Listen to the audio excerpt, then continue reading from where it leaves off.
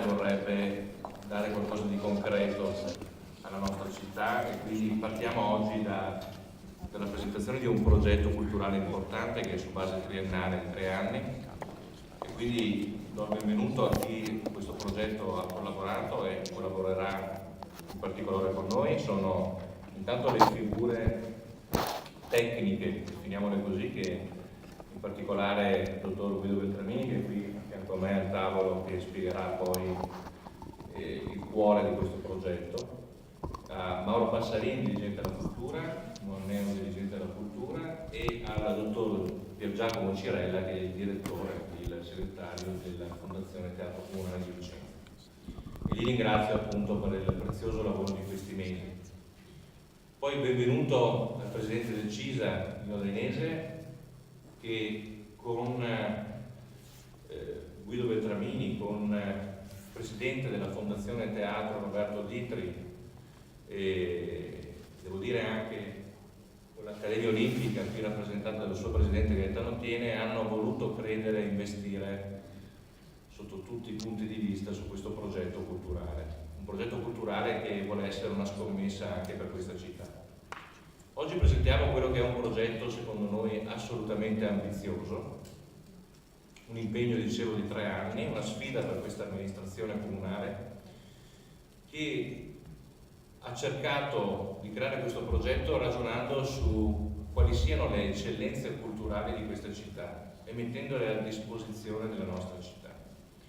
sulla base di competenze, capacità e professionalità che Vicenza ha e offre e continua a offrire da secoli, direi. L'Accademia Olimpica credo che ne sia un chiaro esempio del 1500.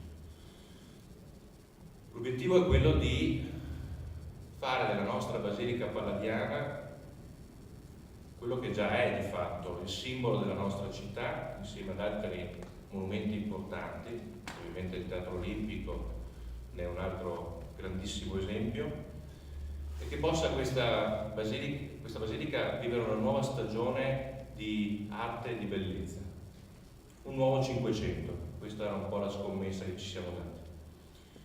Il progetto sarà regolato da una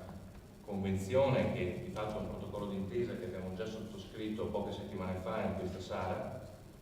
Intorno al tavolo si sono seduti appunto il Comune di Vicenza attraverso l'assessorato alla cultura, la Fondazione Teatro e il CISA, e per la prima volta abbiamo messo in sistema, in rete, 2 istituzioni importanti, fondamentali per il nostro territorio, che continueranno ad esserlo sicuramente anche dopo di lui. Questo gruppo di lavoro è da mesi supportato dal punto di vista scientifico da personalità di fama internazionale nel campo della museologia e della storia dell'arte, che hanno un forte legame col territorio vicentino. A fianco a me ci sono qui la dottoressa Portinari e il dottor Gasparotto, che dopo chiaramente interverranno, e a fianco a noi, a fianco a loro, ci saranno delle altre personalità che poi verranno presentate nel corso della conferenza stampa. E questo dimostra anche che la vicentinità non è solo legata ai temi della mostra, ma anche alle persone che ci lavorano intorno a questo progetto culturale. Qualcuno ha chiesto, un po' polemicamente anche, purtroppo non manca mai anche nel mondo della cultura, come in altri settori, dove andiamo a prendere i soldi, perché uno dei temi chiave di questo progetto, dei progetti del passato, sono le risorse economiche. Il momento più difficile che le amministrazioni comunali, in particolare gli enti pubblici, ma non solo, sta vivendo proprio quello delle risorse economiche. È chiaro che un investimento l'amministrazione comunale lo deve fare, assolutamente, ci saranno delle anticipazioni di cassa naturalmente, ci sarà un supporto di sponsorizzazioni, diciamo, istituzionali e private, e come spesso accade chi fa l'investimento deve però avere un ritorno, ed è questo da sindaco della città che mi sono posto come obiettivo, quello di pensare agli eventi culturali che siano gestiti dai vicentini, ma che siano anche non semplicemente uno sborso per le casse comunali, ma che ci sia un effettivo rientro nelle casse comunali di quello che andiamo a investire. E infatti nell'organizzazione di questo progetto delle prossime mostre, tutte le attività inerenti alla mostra, quindi semplicemente la bigliettazione, quindi i introiti dei biglietti, il merchandising, il bookshop, i cataloghi saranno gestiti da queste tre istituzioni, ognuna con le proprie competenze, e il rientro economico sarà nelle casse di Vicenza città, della città di Vicenza. Quindi investiamo, ma c'è il nostro obiettivo naturalmente di coprire i costi con il rientro degli ingressi, del bookshop e delle attività, che è un modo diverso rispetto al passato, dove si poteva delegare all'esterno, naturalmente portare all'esterno il servizio, e per Vicenza non c'era nessun introito economico. È una scommessa difficile, rischiosa, ci rendiamo conto, ma chiaramente se non facciamo anche un po' di rischio di impresa, gli imprenditori che lo insegnano, difficilmente la città e quindi l'azienda può crescere. E quindi l'obiettivo è quello di avere un investimento importante per le prossime mostre in Basilica, per le nostre attività culturali dei prossimi 5 anni, il prossimo biennio, cioè i prossimi 3 anni, nell'ambito dei 5 anni di mandato. 9 mesi sono già passati, e il nostro auspicio appunto che alla fine di tutto l'amministrazione non abbia effettivi esborsi, perché rientra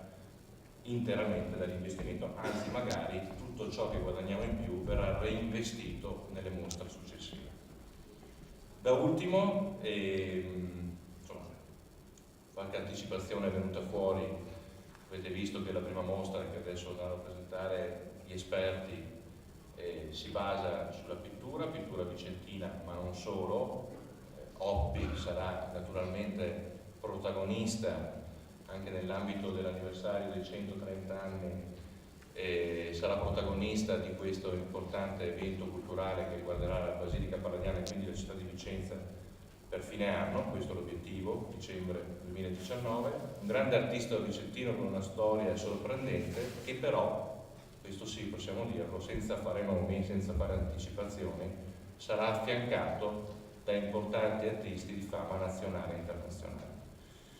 Io lascerei la parola al Presidente Gaetano Tiene dell'Accademia Olimpica, che ci onora della sua presenza. Grazie e buongiorno a tutti. Vorrei sottolineare due cose. Si sta aprendo una nuova stagione culturale, c'è un nuovo clima, è un clima che entra, e ci tengo assolutamente a rilevare questo, nel metodo, cioè coinvolgere il merito. Cioè noi stiamo riscoprendo l'arte e gli artisti della città nelle nostre mostre. Non facciamo delle mostre apolidi con personaggi che si potrebbero trovare in qualsiasi città del mondo. Vogliamo far sì che queste mostre siano mostre di successo, ma che facciano conoscere Vicenza e la sua storia nell'arte. E questo credo che la scelta culturale è stata strategica. Ci tengo molto a sottolineare che in questo momento il direttore dell'assessorato alla cultura è un accademico olimpico. Non faccio il nome ovviamente perché è fuori luogo, però ci tengo a dire che evidentemente questa accademia olimpica viene utilizzata e sa dare dei contributi di metodo e di merito. Ecco, noi stiamo riscoprendo qui quello che oggi, 50 anni dopo, quello che è stata una bellissima mostra a suo tempo di Cisco Magagnato. Era accademico, è lui che l'ha curata, ma la cosa bella è a curare quella di quest'anno, 50 anni dopo, è un'accademica, è la Stefania Porticari, che è tra l'altro un'acquisizione recente, è una neo-accademica. Noi ci sentiamo fortunati. Vi devo dire che l'accademia è fatta di 230, noi li andiamo a cercare con il lanternino, i migliori che sono nel mercato e che sono vicentini incredibilmente, e li acquisiamo, ma li mettiamo a servizio della città. Allora, nuovo clima, nuova alleanza tra questa amministrazione comunale e le istituzioni culturali, non ultima, l'Accademia Olimpica, per il bene della città e per l'educazione dei nostri giovani che devono crescere fieri di essere vicentini.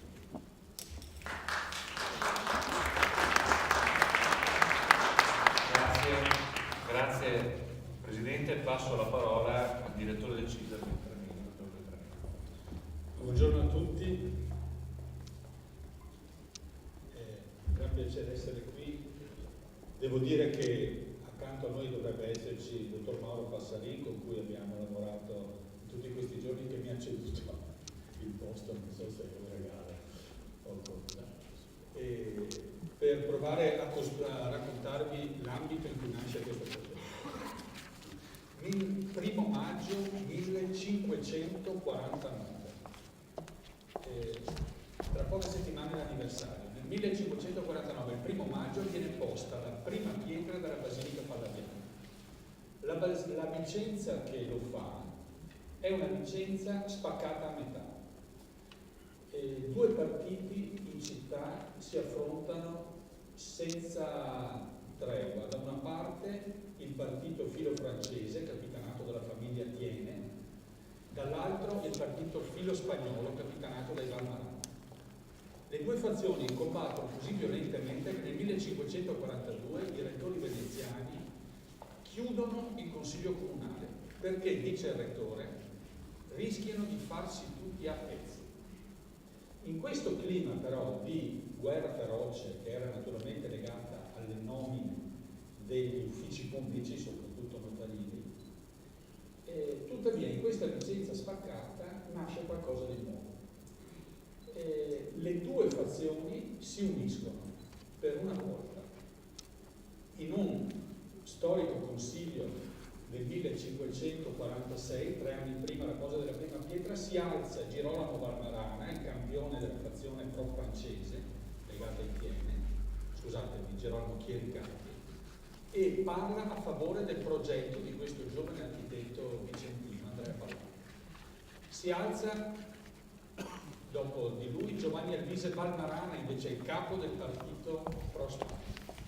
Anche lui parla a favore del progetto e il progetto si fa. La Basilica nasce così, come un progetto comune di una città che riesce a trovare una ragione per unirsi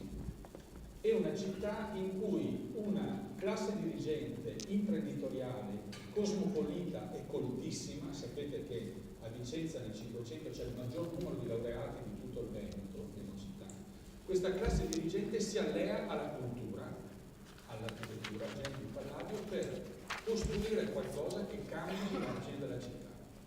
Un'alleanza quindi fra economia e cultura per un bene che è di tutti.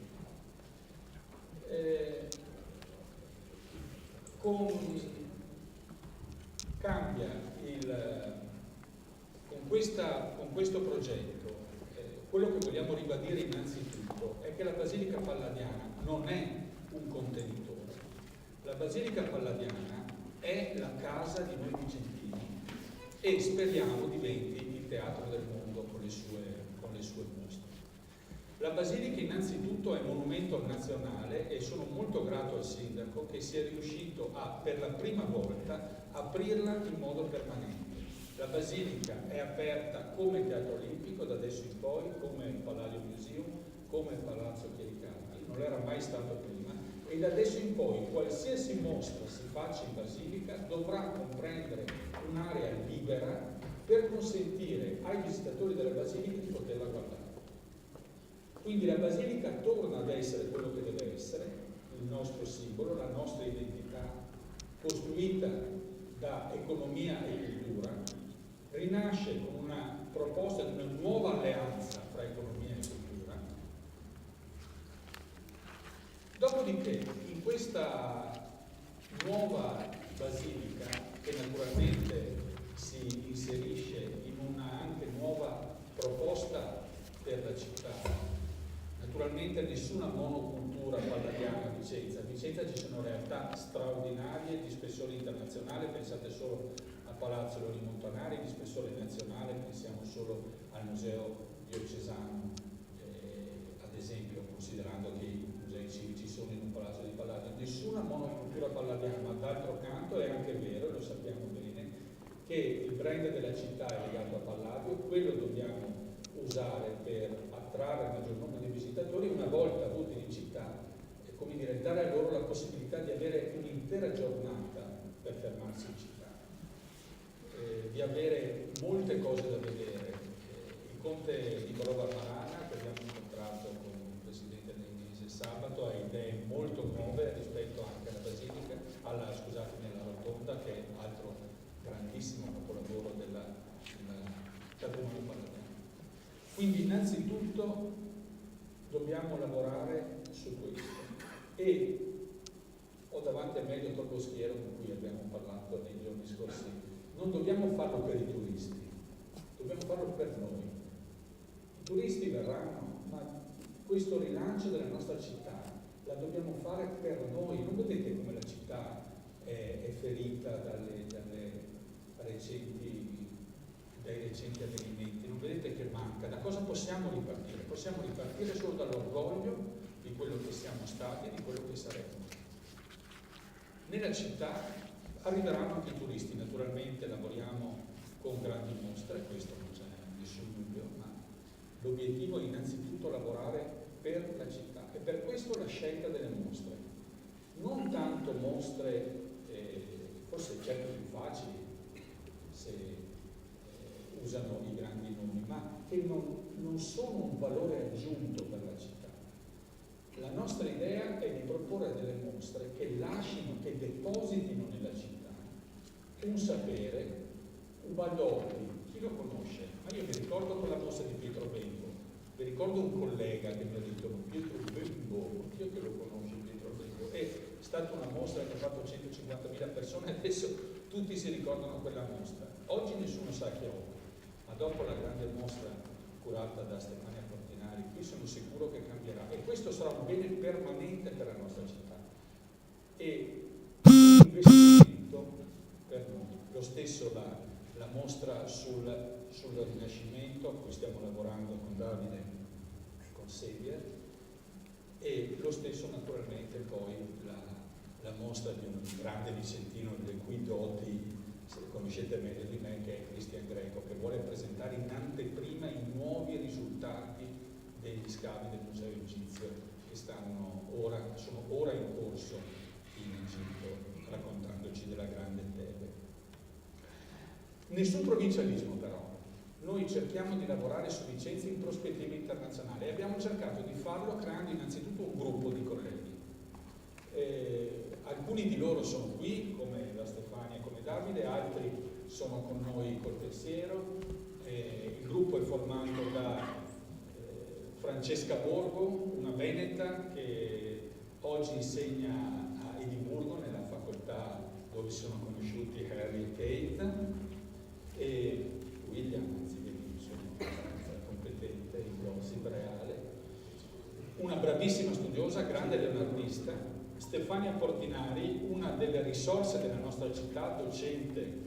docente alla Ca' Foscari di Venezia, grande specialista, esperto di mostre, che per la prima volta proprio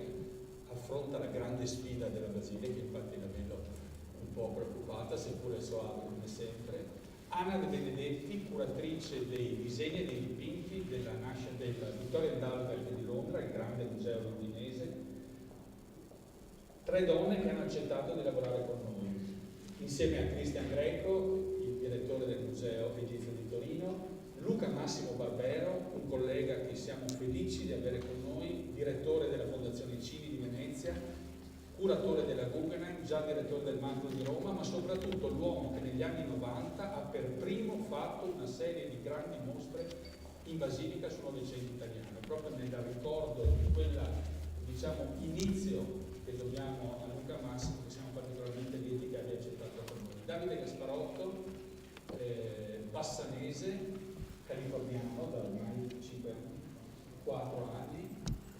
questo ragazzo che è partito dal Rocchi di Bassano oggi dirige la pittura del più importante museo della costa occidentale degli Stati Uniti, Getty, compiendo mostre importanti, tra l'altro quella su Giovanni Bellini, anche legata ai nostri temi veneti, oltre che autore di mostre importanti. Credo che tutti ricorderete la grande mostra sui bronzetti che ha curato il conservatore Settis alla Fondazione Prada a Venezia qualche anno fa. Ha accettato anche Xavier Salomon,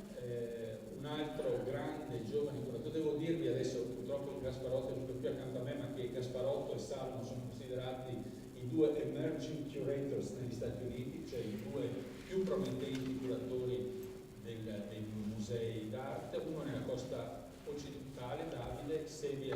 Frick di New York, il leggendario museo, uno dei conserva alcuni dei quadri più belli del mondo, anche lui ha accettato questa scommessa sull'eccellenza. E poi naturalmente il mio maestro, maestro di molti, Howard Burns, presidente del nostro consiglio scientifico, l'uomo che ha veramente costruito un modo diverso di fare le mostre a partire dalla sua leggendaria impresa del 1975, la grande mostra sul Palladio a Londra, che cambiò proprio il modo di concepire le mostre fatte fino a quel momento. E devo dire che tutto quello che io ho fatto anche con Davide, abbiamo fatto insieme un annunzio Ubenco, ma anche poi a Iosto, che ho fatto con Agrofutura, devono moltissimo alla lezione di Howard Burns. Quindi averlo con noi ci tranquillizza per la sua sapienza ed esperienza. Guardate che non è normale che 9 studiosi da tutto il mondo accettino di far parte di un progetto che, come ci ha detto il sindaco, non è semplice, è complicato, c'è anche un modello nuovo di gestione, come ha anticipato il sindaco, vale a dire che tutti gli introiti vengono reinvestiti nella mostra successiva, qualcosa che è di norma a Ferrara, con Ferrara Arte, le grandi mostre di Ferrara vivono in questo modo, è qualcosa che però forse a Vicenza non è mai stato, ed è quindi anche una scommessa su cui vorrei ragionare insieme su una cosa. Non si tratta solo di tenere le risorse qui, ma capite che si tratta di far crescere una cultura delle mostre in città, e questa è la differenza. Con questo progetto, che immagino difficile e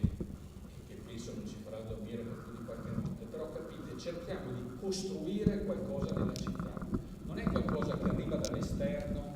ha grande successo e poi più o meno e poi se ne va. È qualcosa che cresce qui, che deposita qui una cultura che riguarda il pubblico, il nostro pubblico, e che riguarda anche le forze della città.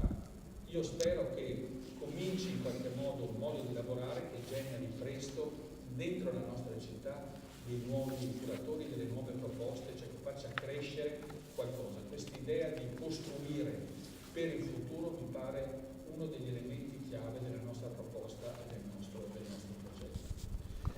progetto. Mi avevano chiesto questa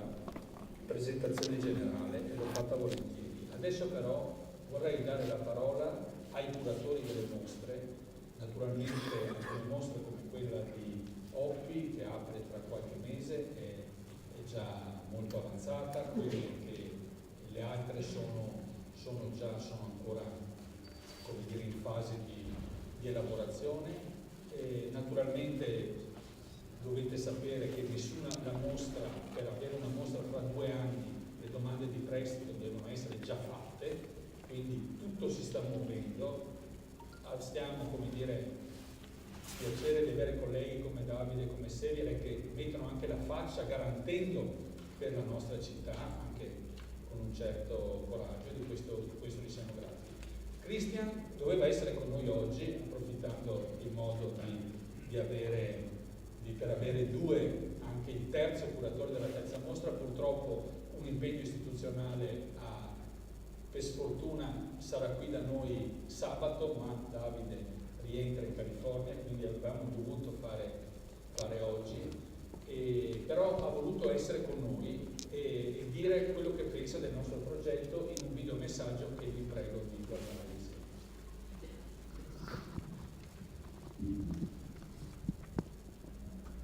Il Museo Egizio e io personalmente siamo davvero lieti di essere a fianco alla città di Vicenza in questa nuova programmazione culturale. Da molti anni ho messo al centro della mia attività e dell'istituzione che ho l'onore e l'onere di dirigere quello della ricerca, la ricerca del passato di una terra vicina ed amica all'Italia, quella dell'Egitto, per studiare la cultura materiale, per capire gli sviluppi sociali, per comprendere le idee soprannaturali, le concezioni sulla vita, sulla caducità della nostra esistenza. Bene approfondire queste tematiche ci permette di capire chi siamo noi oggi e lo possiamo solo fare continuando a rinnovare la ricerca. Ecco motivo per il quale io sono davvero felice di poter partecipare a questa nuova impresa culturale e di poter condividere con la mia città di origine, alla quale così tanto devo, in primis la mia formazione, la ricerca che stiamo portando avanti qui. Ricerca a 360 gradi che potrà far vedere al pubblico non solo alcuni dei nostri magnifici reperti, ma anche farne conoscere la loro biografia, scoprire come grazie alle nuove metodologie di ricerca e di indagine piano piano siamo riusciti a portare alla luce segreti che erano rimasti nascosti ai nostri predecessori. Al contempo, essendo noi un museo archeologico, tutta la ricerca la leghiamo all'attività sul campo. Ecco quindi che l'artefatto che verrà esposto non sarà solo un oggetto d'arte, ma sarà inserito all'interno della sua contestualizzazione archeologica e verrà letto come un documento storico, come la pagina di un libro in quello che è il paesaggio, inteso come palinsesto in cui l'elemento antropico ha operato, che ci permetterà quindi di spiegare come sia avvenuta una certa evoluzione. E quindi la ricerca, l'archeologia alla base, lo scoprire, lo scandagliare nuovi segreti che gli artefatti ci permettono di capire, andare a contestualizzarli nel loro territorio di provenienza e quindi presentarli come documento storico e riconnettere la popolazione e la società a questo patrimonio culturale importantissimo che noi abbiamo, perché lo ricordo, il Museo Egizio è la seconda collezione egittologica che si trovi al mondo e la più importante dopo quella conservata al Cairo. Ecco quindi che per noi è una nuova sfida riuscire a presentare la magnifica civiltà che si è sviluppata sulla sponda meridionale del Nilo nel centro del Rinascimento, in una sede espositiva molto bella dove sapremo mettere a dialogo gli oggetti dell'antico Egitto con la popolazione di Vicenza.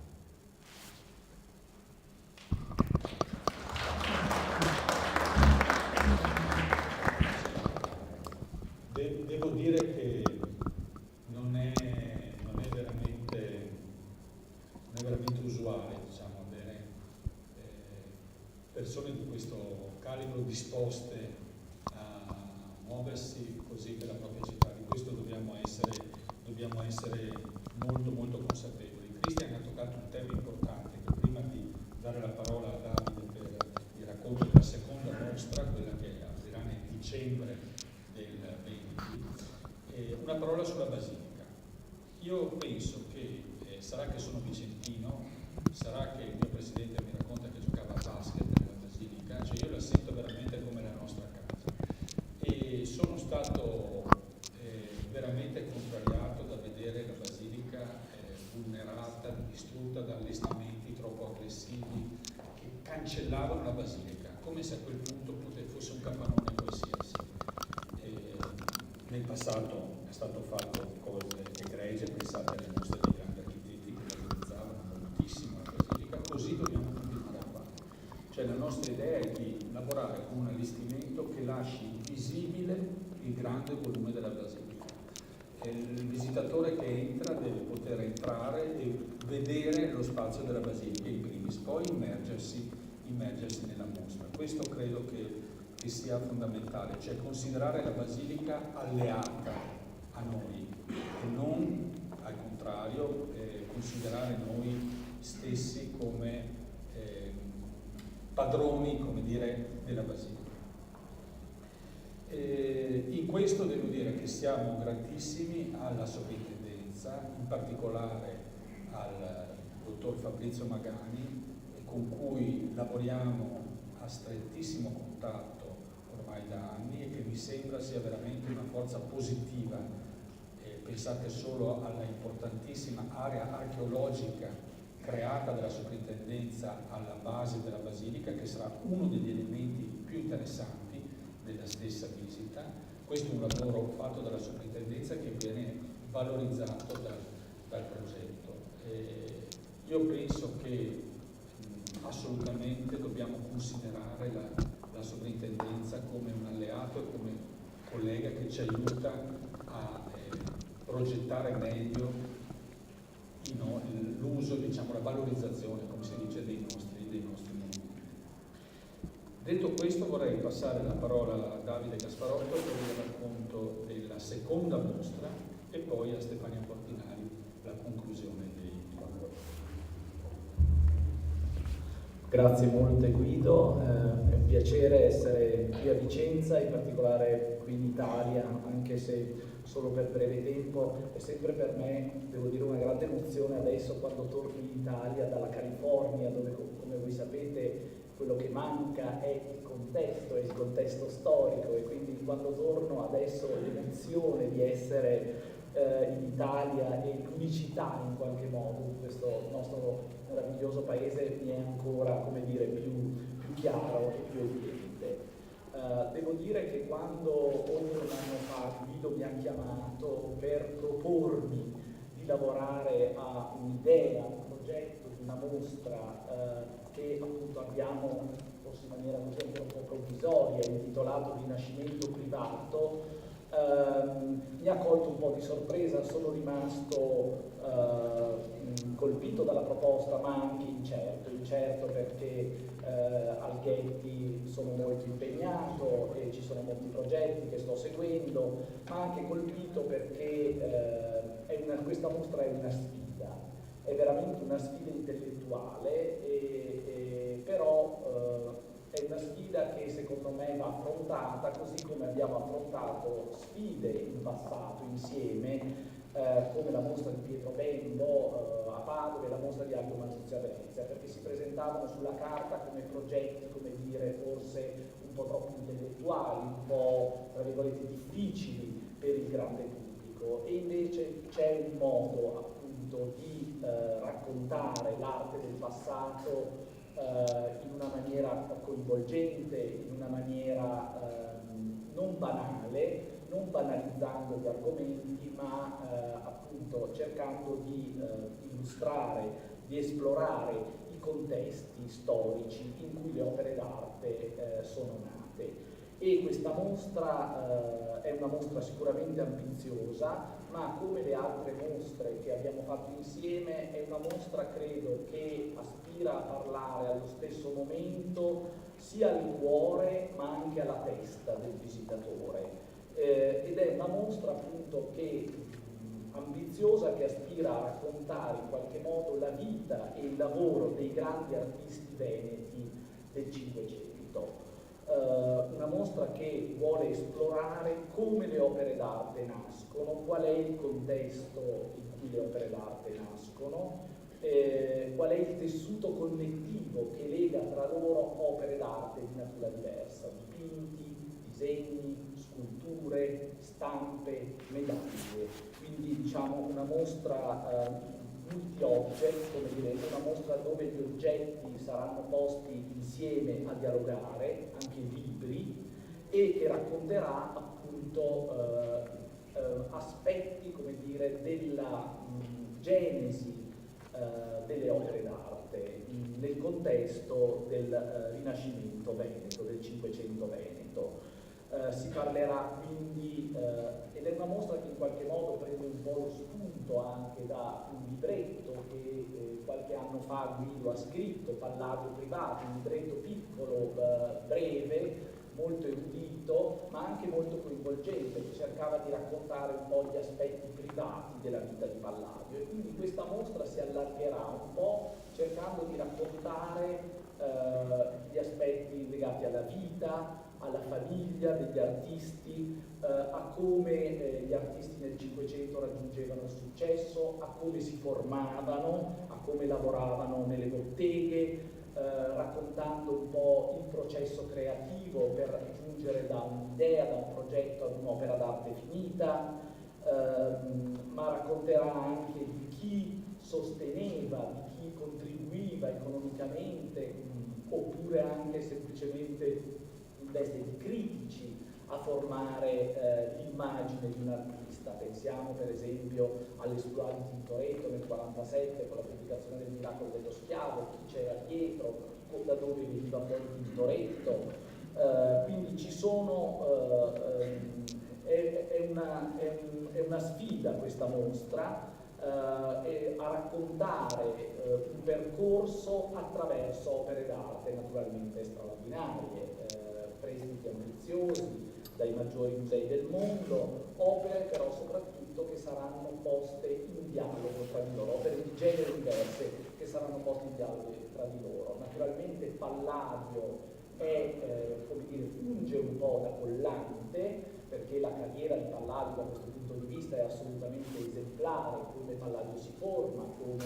emerge come architetto, come diventa uno dei temi della mostra, sarà per esempio questo degli artisti che aspirano in qualche modo, come dire, a diventare intellettuali, a diventare scrittori, artisti che diventano collezionisti, artisti che si costruiscono case importanti perché vogliono così dimostrare il loro nuovo raggiunto ruolo sociale, il loro prestigio.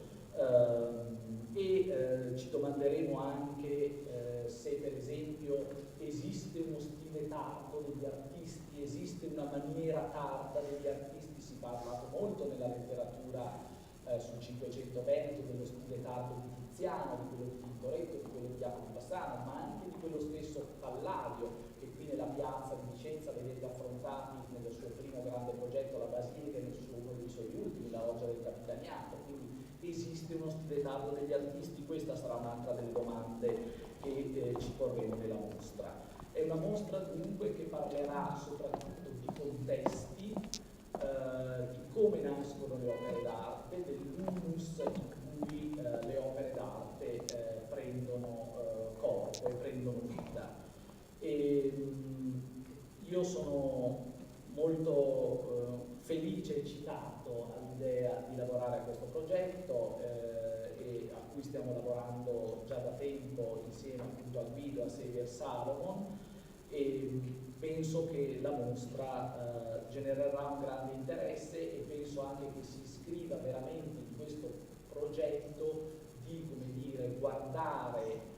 alle proprie radici, alle radici dell'arte veneta, dell'arte vicentina, ma da una prospettiva, diciamo così, ampia, da una prospettiva non municipalistica, ma che invece guarda a tutto il Veneto e anche oltre il Veneto. Grazie.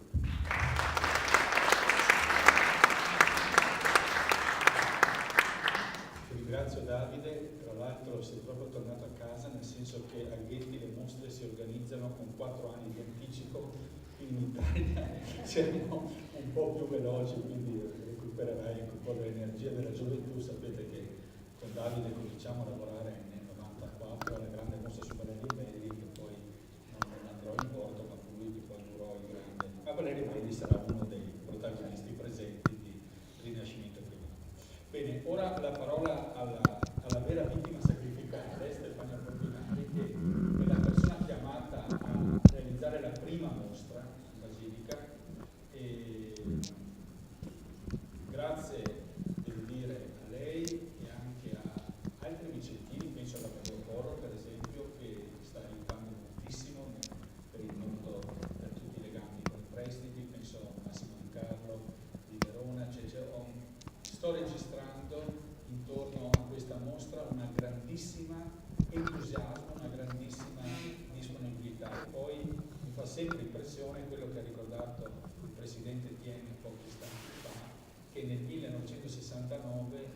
cioè esattamente 50 anni fa, il Comune e l'Accademia Olimpica insieme fecero la prima grande mostra su Badoppia affidata a uno dei padri della museografia italiana, Ricisco Magagnato, poi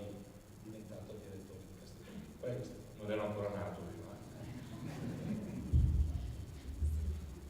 La mostra di dicembre si intitolerà Anni 20, una donna moderna allo sguardo di Uguardo Oppi. Ma gli anni 20 perché sono un decennio elettrizzato da un senso anche proprio di desiderio di modernità e di cambiamento, e è anche un momento in cui le donne cominciano ad assumere dei ruoli nuovi, certo soprattutto delle protagoniste. Ad esempio pensavamo i giorni scorsi Virginia Woolf, che scrive i suoi capolavori, Amelia Earhart, che è la prima donna pilota che attraversa in volo l'Atlantico, o Coco Chanel, che inventa una nuova moda in cui le donne sono più libere ma hanno anche le gonne più corte. E questa idea delle donne in qualche modo è quella che marca tutta la mostra. È un momento in cui la corrente artistica proprio internazionale più affascinante è quella del realismo magico, che è uno stile in cui la realtà viene raffigurata come una sorta di immersione in una sorta di meraviglia, di sogno, di sospensione, e che spesso in Italia anche assume un'evocazione del passato, quindi anche del classicismo, dell'archeologia e anche del Rinascimento. E i pittori che si occupano di questi temi sono veramente i pittori più noti, più meravigliosi anche del nostro Novecento italiano, quindi abbiamo dei nomi strepitosi come Felice Casorati, come Mario Sironi, come Antonio Donghi, come Cagnaccio di San Pietro, e abbiamo anche Ubaldo Oppi. Ma quello che vogliamo indagare sono anche queste figure di donne, perché è un momento in cui vengono creati dei ritratti magnifici, sono delle donne molto potenti, spesso anche da un punto di vista dell'influenza della cultura o nella società, ma sono anche delle donne molto indipendenti, sono delle donne amate, spesso sono le mogli, le sorelle, ma diventano delle muse contemporanee, anche delle figure seducenti, a volte terribili come le Amazzoni. Quindi una serie anche di ritratti, sarà una mostra di magnifica pittura, ma non solo, e in qualche modo Oppi diventa uno sguardo che attraversa questo periodo. Oppi muore a Vicenza a soli 53 anni nel 1942, quindi certamente abbiamo anche bisogno di ricostruire una storia, perché forse non ci ricordiamo quanto Oppi invece è stato un protagonista assoluto di quegli anni, ma una delle proprio dei nomi più noti fra Europa e Stati Uniti. Nel 1925 Oppi vince un famoso premio, il premio Carnegie a Pittsburgh, che allora era non solo un grande onore, ma era il premio che valeva di più al mondo. E questa è una famosa sala, la Biennale del 1924, lo rendono conteso tra i critici d'arte, oggi diremo i curatori proprio più importanti, ad esempio in Italia tra Margherita Sarfatti e Ugo Ietti, e il suo nome compare in pubblicazioni, ma non solo su riviste, giornali, proprio veramente libri come quello di Franz Roh, che dicono i protagonisti del realismo magico, annoverano questi nomi e anche lui. Ma questo periodo, tra l'altro, è anche affascinante per tutta una serie di consonanze a livello internazionale, quindi non solo Oppi, c'è tutto un momento aurorale che precede questo, un momento in cui tutto ciò che deriva dalla pittura d'Oltralpe, per esempio la secessione viennese, il simbolismo, la pittura post-impressionista e la pittura fauve, quindi Matisse, Picasso, Van Dongen, artisti importantissimi che in qualche modo inoculano queste nuove ricerche artistiche in una temperie che per esempio in Italia, a Venezia, vede delle grandi mostre, anche se all'inizio fatte da dei ribelli, una sorta di secessionisti italiani, tra cui annoveriamo Oppi, ma anche nomi come Vittorio Zecchin, Arturo Martini, Gino Rossi, artisti che sono compagni e anche sponda del nostro Ubaldo Oppi. E anche tutto questo momento in qualche modo è preceduto da una figura di donna che viene raffigurata invece come una sorta di personaggio di fiaba, sono delle fanciulle, spesso dormienti, spesso raffigurate come in una sorta di giardino di fiori, una vera primavera dell'arte. E ci saranno tante sorprese che non anticipiamo, ma ci saranno dei nomi molto importanti che tracciano queste storie e mostrano influenze. Diceva giustamente il collega Gasparotto, il contesto è sempre importante, quindi la bellezza ma anche la ricerca insieme, come ricordava anche Greco. E è una mostra tra l'altro che tratta di passaggi. Oppi è stato anche alpino, è stato ferito, è stato deportato in campo di prigionia a Mauthausen, e anche altri artisti italiani, pensate ai futuristi che anche, ahimè, alcuni di loro proprio lasciano la vita durante la guerra, hanno lasciato traccia di come le donne, per esempio, in quel momento siano le compagne degli affetti familiari, sono coloro che aspettano a casa. E poi il dopoguerra invece si apre con un'infinita sete di vita, e quelli sono i ruggenti anni 20 e sono anche un momento in cui abiti, gioielli, sogni di evasione, sogni di amori prendono forma, e la mostra racconterà tutto questo. La mostra nasce supportata da un comitato scientifico e un gruppo di colleghi eccezionali, tra cui annoveriamo le personalità che più si sono anche occupate di questi temi, come la Gabriella Belli dei Musei Civici di Venezia, abbiamo già ricordato Luca Massimo Barbero, direttore dell'Istituto di Storia dell'Arte della Fondazione Cini, Elena Contigia dell'Accademia di Belle Arti di Brera, Nico Striga e Sergio Marinelli dell'Università Ca' Foscari di Venezia, Sileno Salvanini dell'Accademia di Belle Arti di Venezia, Elisabetta Barisoni dei Civici Musei Veneziani, e altri colleghi come Giuseppina Dal Canton dell'Università di Padova, quindi un pool di ricerca serio ma capace di grandi meraviglie. Ricordava già prima il Presidente che questa mostra ha avuto un programma così importante e poi anche una sorta di memoria certamente per la città, ma non è una mostra nostalgica, è una mostra che ricorda certamente anche un momento di rivalsa e di presa di posizione delle donne, come una serie di mostre sta costruendo, se notate, tra gli Stati Uniti, l'Europa, anche molti musei italiani in questo momento si stanno occupando di questo argomento, ma qui tutto sarà inserito in un filone con un senso speciale. E mi piace ricordare che, anche se non sarà una mostra solo di pittura, la prima critica d'arte donna italiana, Margherita Sarfatti, che fu una donna anche molto potente negli anni '20, aveva scritto una cosa magnifica. Diceva: la pittura appare tra le arti la più magica,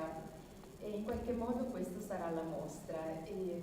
anche penso che è un'occasione di connessione con il presente, ciò che noi studiamo o che vogliamo mostrare, la narrazione che vi porteremo all'attenzione non è un sogno lontano, non è solo un'illusione, in qualche modo questi sentimenti e queste prese anche d'atto del nostro presente ci sono vicine, e Massimo Bontempelli, che era un critico letterario, anche un critico d'arte e un commediografo molto vicino a Pirandello, ugualmente raccontando queste figure dei dipinti, delle donne quasi distratte, perse nei loro pensieri nei caffè, a me ricordano anche tanto le nostre ragazze che magari nei caffè di oggi sono intente a consultare i segreti dei loro telefonini, quindi questo vorrei che fosse la mostra.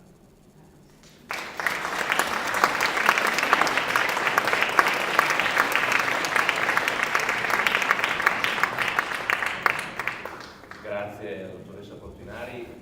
Prima di lasciare la parola a qualche domanda magari da parte dei giornalisti, visto che è una conferenza stampa di presentazione dell'evento, del progetto, volevo ringraziare ancora una volta naturalmente le istituzioni che sono protagoniste di questo progetto, i curatori, tutti, anche quelli che non vediamo oggi fisicamente ma stanno lavorando da tempo attorno a questo progetto. E un ringraziamento particolare va come amministrazione comunale a chi con me, con i nostri uffici si confronta tutti i giorni ormai, che è la soprintendenza, la persona in particolare del dottor Magani, ma anche del suo staff, molto presente sulla città, con il quale stiamo costruendo il progetto anche nell'utilizzo della Basilica. La Basilica, come diceva giustamente prima anche il dottor Beltramini, va curata, va gestita con amore, cioè è un monumento nazionale, non è una sala di stolo, tanto per essere chiari, ma deve essere trattata come un monumento nazionale, di questo siamo ben consci, quindi non posso promettere a Lino Dainese di tornare a giocarci a basket, non so se vorrà un giorno, ma questo lo vedo un po' difficile, però voglio dire, considerate questa squadra una squadra ricca di entusiasmo che fa un gesto d'amore verso la propria città. Questo ci tengo molto a sottolinearlo, perché vi posso garantire che lavorandoci tutti i giorni si percepisce questo all'interno della squadra. Quindi una buona volontà e sicuramente l'obiettivo di cui mi assumo in primis anche una responsabilità politica-amministrativa. Il mio ruolo me lo impone, devo farlo. Lascio le domande ai giornalisti se c'è qualcuno che vuole intervenire, e dopodiché c'è tempo, spazio per l'intervento, per l'approfondimento di domande, anche a parte.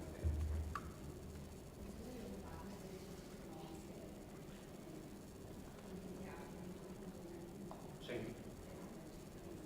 Adesso al dettaglio naturalmente, intanto diciamo, visto che ormai il consuntivo è stato deliberato dalla Giunta, il consuntivo 2018 chiude con un avanzo di bilancio importante, 1.900.000 euro, di cui una quota parte verrà investito sicuramente in lavori, una quota parte in cultura. E quindi abbiamo previsto un investimento di alcune centinaia di migliaia di euro, il segretario non sono in grado ancora di dirlo, sarà oggetto di studio nei prossimi giorni con gli uffici, e però ripeto e ribadisco che si tratta di un'anticipazione di cassa che verrà coperta poi con gli introiti, con il rientro con gli introiti della mostra stessa.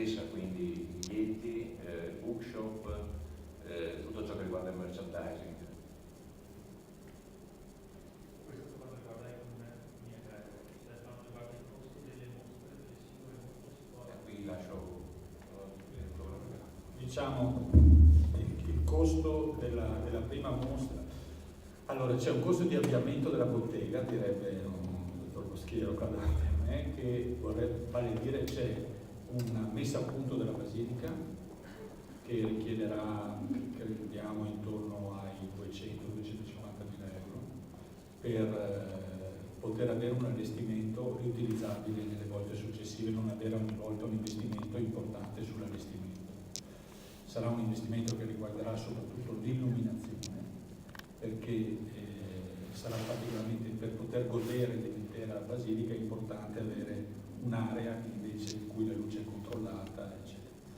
Poi direi che la prima mostra dovrebbe avere un costo intorno agli 800.000 euro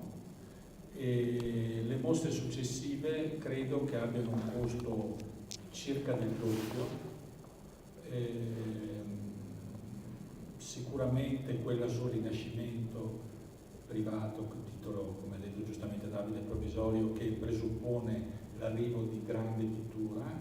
da vari musei europei e americani, e lo stesso quella sull'Egitto, che forse avrà meno prestatori, però le opere saranno più delicate. E questo è. Come diceva, abbiamo fatto una previsione sulle entrate, diciamo che con 75.000 visitatori c'è una previsione di un introito intorno ai 780.000 euro, perché voi sapete che una buona parte degli introiti delle mostre è data dalla bigliettazione, ma una parte altrettanto importante è data dal catalogo, dalle guide, cioè da tutto ciò. Allora l'idea che abbiamo avuto è per esempio di creare le edizioni della Basilica, cioè di non scegliere un editore, ma di creare un editore per l'occasione, in modo che i cataloghi possano avere una redditività completa. Possiamo farlo grazie al fatto che come Centro Palladio facciamo grandi libri da 40 anni e questo ci permette di capitalizzare interamente gli ingressi. Se pensate anche alle visite guidate, anche le visite guidate che costano circa 120 euro l'una, vengono svolte da dei ragazzi che vengono pagati a mese, cosa che cercheremo di fare meglio di quanto è successo nel passato, ma anche lì c'è un forte introito. Quindi è proprio la gestione complessiva assicurata dal teatro che è quella che consentirà, secondo me, proprio di spostare gli introiti sulle mostre successive. Dopodiché, visto che abbiamo parlato che questa nasce da un'alleanza fra imprese e cultura, sono sicuro che la parte imprenditoriale farà la sua parte. Sì, solo una precisazione per la parte dell'allestimento sulla base dell'esperienza anche del passato, più o meno recente. Lo scopo è quello di evitare fare l'allestimento e dover buttare via magari 300-400 mila euro di valore. Quindi l'obiettivo sarà un allestimento condiviso con la soprintendenza che quindi rispetti la basilica, che sia funzionale naturalmente all'attività museale, ma che venga ogni anno smontata e poi rimontata per la mostra successiva, sulla base almeno di 3-4 anni. Questo è l'obiettivo. Sì, prego. Volevo sapere riguardo al pubblico che frequenta le mostre, noi siamo in mezzo a due realtà quasi, cioè i competitor sono Venezia fondamentalmente e Verona, con dei pubblici completamente diversi. Venezia è una situazione particolare anche perché ha un afflusso di turisti incredibile anche di giorno, però io sento dire da persone che si occupano di cultura e di turismo culturale che a Vicenza c'è un afflusso di un tipo di turismo che preferisce addirittura una realtà più piccola, più vivibile, perché Venezia è troppo congestionata, per esempio. E ci sarà per caso una progettazione anche riguardo all'accoglienza di questo pubblico che magari viene a vedere delle mostre che sono di altrettanto richiamo, con una comunicazione appunto, come ci ha spiegato la dottoressa, riguardo all'arte moderna, contemporanea, di grande importanza, per cui di grande richiamo non minore rispetto a quello che viene fatto a Venezia e Verona. Però è un pubblico che preferisce un tipo di atmosfera, accoglienza, realtà più vivibile delle grandi città. Non avete tenuto conto, terrete conto anche di questo tipo di pubblico? Allora, naturalmente sì, poi considerate che le mostre sono come il software, ma l'hardware sono, vedo qui la collega Milan dei Doni Montanari, ricordatevi che in città in cui durante ci saranno mostre egregie, il Palladio Museum continua a funzionare, cioè dovete immaginare che esistano solo le mostre, esisterà comunque un'offerta culturale di altissimo livello anche per pubblici molto molto specializzati. Io questo certo, perché quello a cui stiamo lavorando con la sovrintendenza,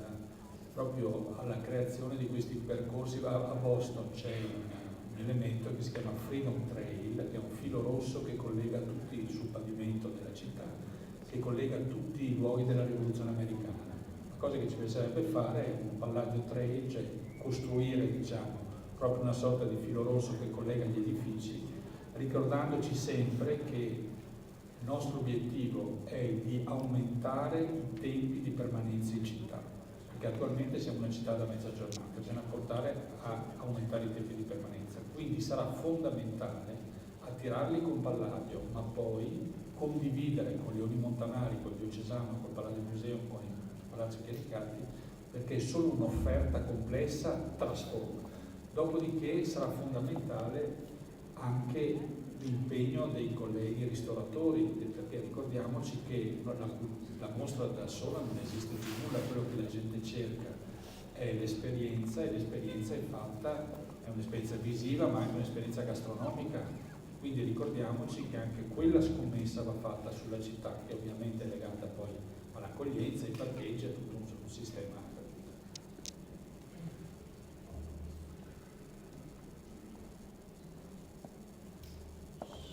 Non ci sono altre domande, io ringrazio veramente tutti per la partecipazione importante di questa mattina, ringrazio i relatori del tavolo, i presidenti delle istituzioni, le categorie